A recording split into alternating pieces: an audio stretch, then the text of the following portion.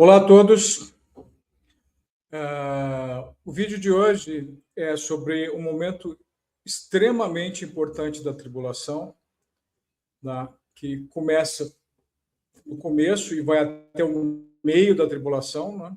Então ele vai dividir a tribulação em duas partes, que é a pregação dos dois maiores profetas e líderes, tá, da Bíblia, da Torá, que é Moisés e Elias, tá?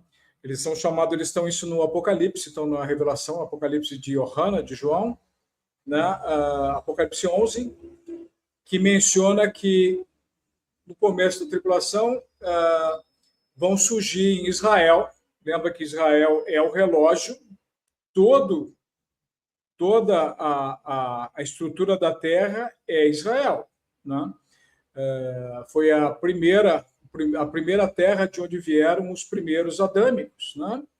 E tudo aconteceu lá, e nosso Pai Celestial apareceu várias vezes, participou várias vezes através dos profetas, e o nosso Senhor Jesus Cristo também, né? Veio para salvar, simplesmente para representar e para trazer Israel de volta para ser a liderança do mundo, né? Porque Deus quer que Israel é uma nação de sacerdotes. Então, é o nosso exemplo, né, que a gente deveria seguir de acordo com Deus, nosso Senhor. Tá? Mas o que acontece hoje não é o que foi planejado, né? Tanto que foi rejeitado o Messias, né? O nosso Senhor Jesus Cristo, Yahushua HaMashiach.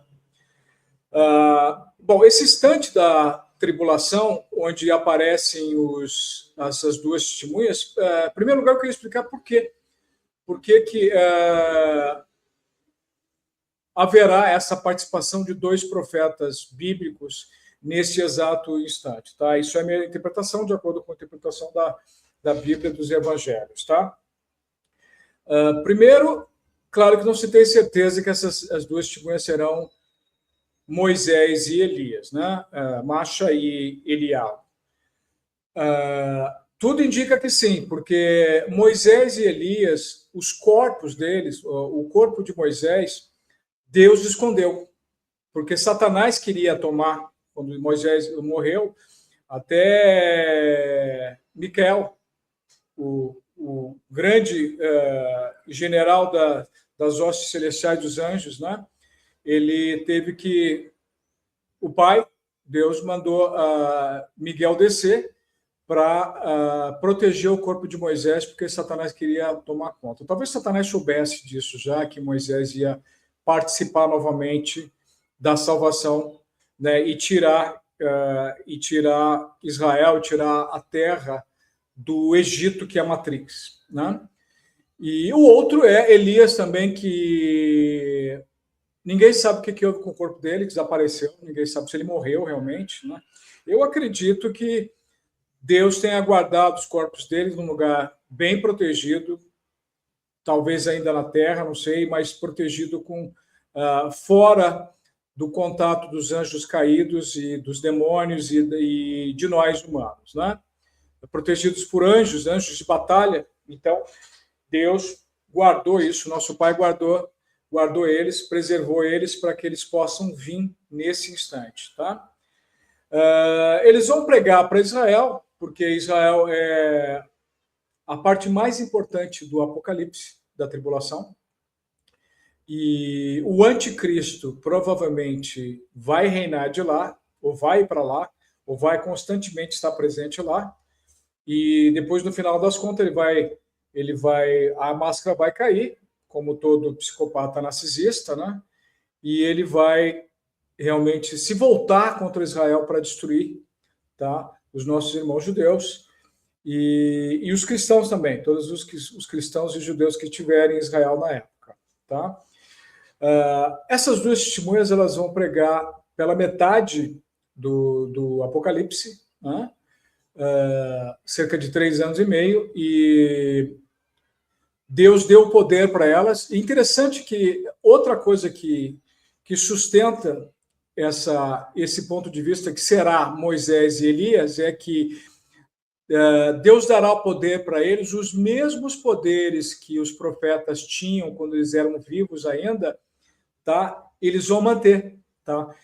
Elias, por exemplo, com o poder do fogo, né? Ele pediu para Deus queimar o sacrifício, né? Mesmo molhado com água, e Moisés com os mesmos atributos que ele teve quando ele enfrentou o faraó, e Deus o ajudou nas 10 pragas. Então, algumas coisas que acontecem no Apocalipse 11 são os dons, os poderes que Deus deu para Moisés e Elias, ainda quando eles estavam na terra vivos ainda. Tá? Creio que eles ainda estejam vivos, né? Ou ressuscitados. Né? E no final dessa experiência, tá? Eles vão morrer de novo, a besta vai matá-los, mas depois eles vão ser, depois de os corpos ficarem expostos, né, de Jerusalém, Deus novamente vai fazer eles ressuscitarem, para mostrar que a ressuscitação é um fenômeno do poder de Deus, e por isso que isso consubstancia o arrebatamento. Então, ou seja, nós, né, vamos ser arrebatados, ou seja, existem duas coisas importantes nessa profecia, que é justamente uma menção da ressuscitação dos mortos, né? E também do arrebatamento, porque eles serão ressuscitados, mortos em Jerusalém, pela besta, e ascenderão, ou seja, haverá uma ascensão ao céu. A ascensão ao céu é outro nome bíblico para arrebatamento, né? Então, isso prova outra coisa. Primeiro, que a lei de Deus, toda a lei de Deus, ela é tão justa e tão organizada que tudo que Deus faz, ele precisa colocar um julgador para não ser parcial, e precisa ter um julgamento também, para você ter direito de você expor e ser julgado e ser detalhado.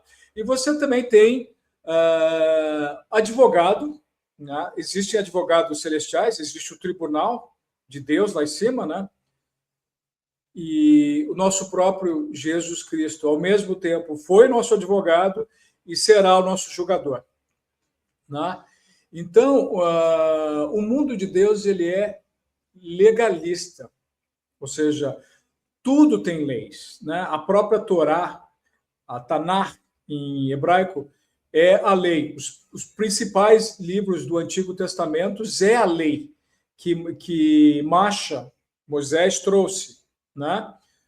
Deus pediu para ele trazer, para que nós tivéssemos um mundo regrado por leis, mas leis justas, imparciais, né? Movidas por sentimentos divinos, não pela lei que a gente tem hoje, pela justiça que tem hoje, que é totalmente parcial, e que a gente vê que está nas mãos do maligno. Tá? O maligno tomou conta do nosso sistema de justiça. Mas a lei de Deus é a lei que vai prevalecer, é a única lei justa que o nosso Senhor vai implementar quando o nosso Senhor Jesus Cristo voltar. Tá? Mas o Apocalipse está tendo o agente anticristo, tá? Deus colocou 2 testemunhas celestiais para acompanhar tudo isso e para provar que por mais que os profetas estejam presentes aqui, novamente pregando a palavra de Deus, novamente tentando salvar Israel e o mundo e a todos nós, novamente Deus vai ser decepcionado. Deus mandou Jesus Cristo, a nossa salvação, e ele foi rejeitado, destruído, morto, né? Então, apesar de tudo que ele trouxe para a gente e trouxe a nossa salvação, foi rejeitado. E agora, Deus vai provar isso, inclusive consta também em outra parte da Bíblia, que é Mateus 23, 37, que é nós, como humanos, né, e próprio Israel na época, tinha fama de destruir profetas, né? Então, o que eu creio é que Deus vai mostrar agora que novamente os seus profetas enviados para salvar, para trazer a palavra dele, serão rejeitados. Isso a gente está vendo hoje, tá? Não é questão com relação a Israel, o mundo inteiro, tá? O mundo está na carne, está no maligno. Cada vez mais a gente está vendo mais rituais satânicos, né? A presença do mal, o controle do mal no Estado, o controle da justiça pelo mal, pelos demônios, né? Injustiças, né? Parcialidades, destruição, morte. Então, a lei de Deus não está sendo seguida. Então, as pessoas, assim, de novo, nós estamos dando as costas para Deus. Por isso que vai vir o Apocalipse, a tribulação, porque não tem como a gente sustentar um mundo onde as pessoas só pensam em si mesma e só pensam em promiscuidade, pecado e em matéria. Essa matéria. A Terra é uma matrix material em 3D criada do pó de carbono. Então, isso não se sustém, gente. Isso aqui traz a morte, acaba. Então, um mundo feito desse jeito, ele está destinado a ser destruído. Por quê? Porque ele não é para durar muito. A Matrix foi criada por uma experiência única e curta, né? Para que nós possamos passar por isso e voltar e os caídos serem julgados, tá? Então, Satanás está controlando o mundo agora que vai ser destruído, porque não é o mundo que se sustenta. Então, prova que o mundo é do maligno de Satanás, ele controla tudo, instituições, governo, pessoas, empresas, né? As leis, tudo ele controla. Mas ele controla uma mentira, tanto que a palavra ilusão, do sânscrito, é legal o conceito da palavra ilusão, que é Maya. Ou seja, a Matrix é Maya, é uma ilusão. Satanás controla uma ilusão e vende essa mentira e as pessoas compram. Todos nós estamos comprando essa mentira. Então, dinheiro, posses, prazer, tá? A vida neste mundo de pó é curta, é uma mentira, é uma ilusão. É uma ilusão em 3D, é um programa criado simplesmente com uma experiência única. O nosso corpo é uma matrix em 3D, nós somos um holograma material que não dura muito. Tanto que a gente não está aqui, o nosso espírito dos adâmicos, dos filhos de Deus, ainda está no céu. Tá? A alma, ela projeta como se fosse uma câmera de cinema esse holograma que é o nosso corpo, e o pó fez ele ter substância. Mas ele não tem duração, ele é para curto tempo. Não adianta se apegar a esse mundo, a esse corpo, porque ele não vai se suster. Depois da experiência, ele tem que ser destruído porque ele não é real. Ele é baseado no mal, ele é baseado numa mentira. Então, as pessoas estão trocando hoje a salvação, o mundo espiritual, pela mentira da Matrix, criado pelos caídos, porque eles não têm opção. Então, esses seres controlam essa mentira. Então, cabe a nós escolhermos se a gente vai para o mundo real, junto do nosso Senhor Jesus Cristo e de nosso Pai Celestial, ou a gente vai ser destruído com esses seres, tá? E, infelizmente, eu acho que a maior parte de nós vai preferir optar pela essa Matrix mentirosa que Satã vendeu. Lembra quando Satã tentou a Jesus Cristo? Ele tentou falar, esse mundo é teu. Mesmo que Jesus ainda rebateu usando o evangelho, mas Jesus sabe da verdade, a verdade é ele sabe o que, imagina, que você está negociando uma coisa que nem é tua. Deus tinha dado esse mundo para Adão e Eva, que depois que caíram no pecado, passaram a propriedade dele para Satanás, Lúcifer. Hoje Satanás controla porque a gente caiu em perdição e cedeu para eles, e ele controla, mas queria vender para Jesus, né? O nosso Senhor do céu, Filho de Deus, que controla o universo inteiro, vender é como se fosse vender uma coisa mentirosa, né? Uma fraude. Então, outra coisa interessante dessa profecia é que você vê que as profecias são perfeitas, maravilhosas. Então, Deus não tem ideia de tempo. Não existe tempo para o nosso Pai Celestial. O tempo dele é diferente. O tempo da Matrix é o tempo de Cronos, onde existe morte e destruição. Ele é curto, por isso que a gente não pode se apegar a esse tempo.